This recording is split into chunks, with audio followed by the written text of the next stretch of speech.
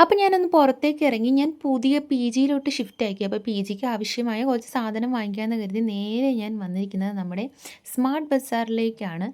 അപ്പോൾ ഇവിടെ എന്തായാലും കുറച്ച് സാധനങ്ങളൊക്കെ വാങ്ങിച്ചിട്ട് പോകാമെന്ന് കരുതി. അങ്ങനെ എനിക്ക് ആവശ്യമായ സാധനങ്ങൾ എടുത്ത് റൂമിൽ വന്നപ്പോൾ ഇതാണ് എൻ്റെ റൂമിൻ്റെ കോലം.